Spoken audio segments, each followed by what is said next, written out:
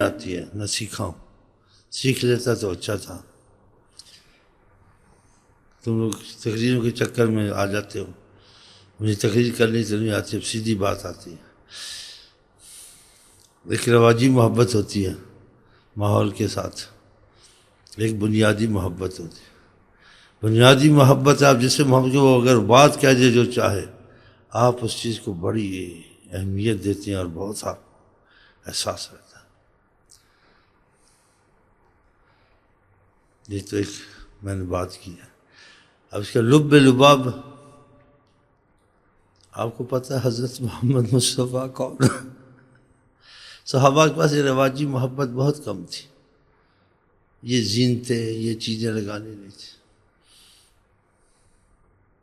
یہ ہم لوگوں میں آئی ہیں، اس میں حرج تو کوئی نہیں ہے، لیکن جب تک وہ بنیادی اساسی مندی کی یہ چیزیں کو دکھاوا ہی سمجھو، ایک وقتی طور سے ایک اظہار ہے بس۔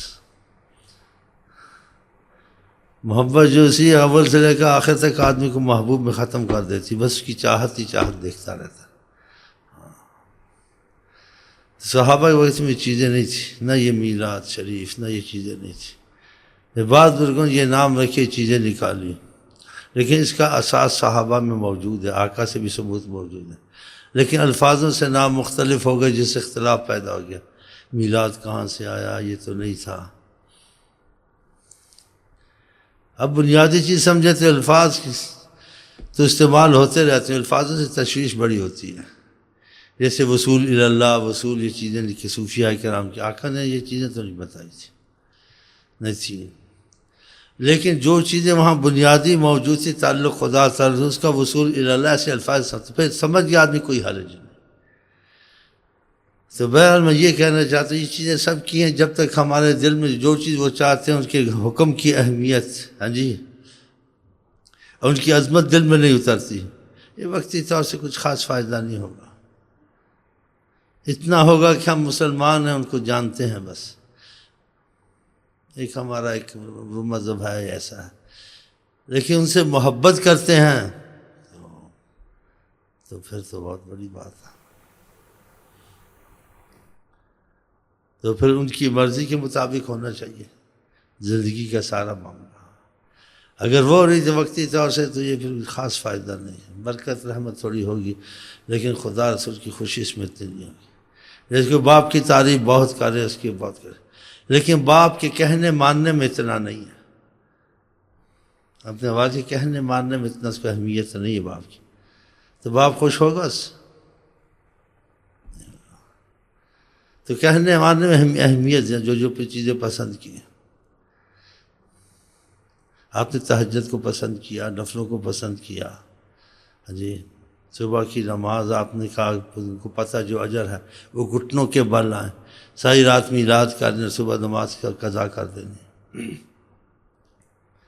اگر انسان بات مان لے، کہنے میں ہو اظہار محبت کی بات مانتا ہے اور اس معاملے میں چلتا ہے جو وہ چاہتے ہیں، تو یہ بہت زبردست میلاد ہے، بہت زبردست اظہار محبت ہے۔ صحابہ کرام کے پاس یہ معاملے نہیں تھے۔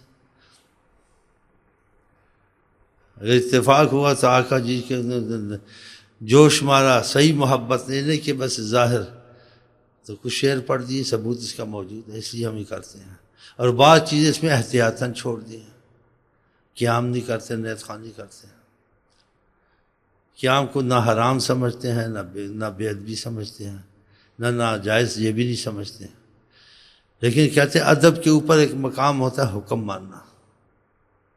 آقا کے وہی کامیاب ہے کہ جو اعمال ہم نے کیے ہمارے صحابہ نے کیے، تو ان چیزوں کو ہم قیام کے لیے قائل ہیں، ساری عمر کھڑے تیار، لیکن ڈر کے مارے نہیں کرتے کہ آقا جو عمل میں نے نہیں کیا، میرے صحابہ نے نہیں کیا، وہ مقبول نہیں ہے حدیث کا معنی۔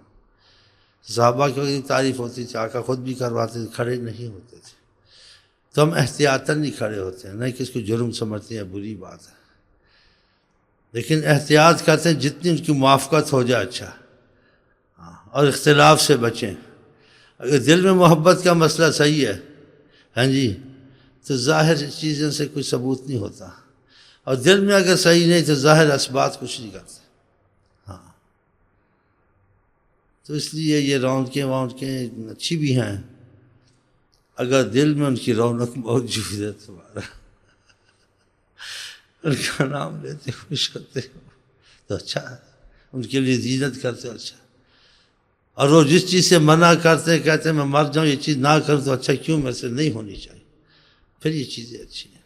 جس چیز کا حکم کرتے کہتے ہیں اس کا جماعت نماز ہے، اس کے گھروں کو بہت بڑی بات ہے، بہت بڑی، آپ کی جان نکلتی ہے اگر جماعت نماز سے چلی جائے کہ انہوں نے کہا تھا آگ لگا دو، اس میں بہت سختی کا حکم، اور یہ اہتمام آپ کے دل موجود، یہ کر لیا بھی ٹھیک ہے، نہیں بھی کر لیا کوئی فرق، محبت عشق میں نہیں پڑے گا۔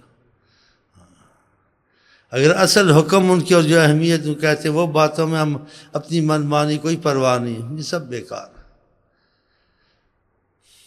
تیسری باتیں کی، اب یہ کہتے ساری رات جاگیں گے، میں تو کہتا ہم نہیں جاگیں گے، ہم تو تھوڑا سا میلاد پڑھ کے جا کے تھوڑا سو جائیں گے، پھر تہجد کے ٹائم اللہ آتا ہے آپ سے معافی مانگے گے۔ آقا جی نے کہا چاہے 2 ہی رکعت پڑھو، جتنی دیر میں دودھ انسان نکالتا ہے اتنی پڑھ لو، لیکن انسان کی نیند پوری ہوگی، اتنی روحانیت سب کی کبھی تو نہیں ہوتی، تو راحت لے گا تو پھر آرام سے تہجد پڑھے گا۔ کہاں ان لوگوں پر خدا، عورت پر خدا رحم کر جو مرد کو جگا، اس مرد پہ رحم کرے جو عورت کو جگائے تہجد۔ اس میں اور بھی بہت سی حدیثیں سنی بھی ہوں گی، سنتے بھی رہتے ہیں۔ پھر فجر کی نماز کے لیے بہت یہ فرما کہ فجر کی نماز منافق پر عشاء کی بہت بھاری ہوتی ہے، اور عشاء کے بعد آپ جاننا مکروہ سمجھتے تھے، لیکن کسی کے لیے رعایت ہوتی ہے جس کی روحانیت غالب ہو، اس کی مادیات پر، اس کی کثافت پر، وہ جاگے بھی یا سوئے بھی فرق نہیں، وہ اور ہے، لیکن عام طور سے لوگ ایسے نہیں ہیں۔ تو اس لیے میں انہوں نے بڑا انتظام کیا ہے، رات کو جاگیں گے، یہ کریں گے وہ کریں گے۔ ایک رات میں تو آدمی عاشق نہیں بن سکتا، ساری عمر بھی لگے تو پتہ نہیں بنتا نہیں بنتا۔ جیسے رمضان ایک دم شور شار ڈالا، روزہ پہلا رکھا، پھر بعد میں روزے بیچ میں چھوڑ دی، پھر اخیلا رکھا، پھر ابھی توبہ ابھی تازی تھی، پرانی بھی نہیں ہوئی، ایک دم ٹی وی تھے، گانے تھے، وہی شیطانی ہے، بتائیں۔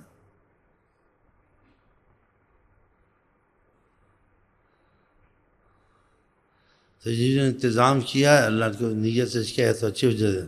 میں تو تھوڑا سا میلاد پڑھوں گا، فوراً جا کے خراٹے ماروں گا، اور تہجد کو اٹھوں گا، خدا سے معافی مانگوں گا کہ جوانی شاید نہیں مانگی ہو یا گناہ کیے ہوں بہت، شاید اس کو شرم آ گئی ہو، خدا سے کچھ معافی مانگ لوں گا۔ کچھ ابھی پڑھ لیں گے، کچھ صبح پڑھ لیں گے، تھوڑا میلاد کر لیں گے۔ جس کو محبت ہو تو ہر وقت میلاد، وہ بھول سکتا ہے ان کو، یہ چیزیں ہوں نا، اس کا دل لگا ہوا ہے۔ ہر دم خیال جانا، ہر دم خیال جانا، رحمت کا ہے زمانہ، ہر دم رجب ہو نا، اس کی رجب ہی رجب ہے، عید ہو نا، اس کو ہر عید میں ہی ہے، اس کو خیال چھوڑتا نہیں نا وہ۔ ہم کو وقتی خیال آیا کہ گئے تھے، یہ بھی اچھی بات ہے، لیکن وہ ہر وقت خیال ہے اس کو۔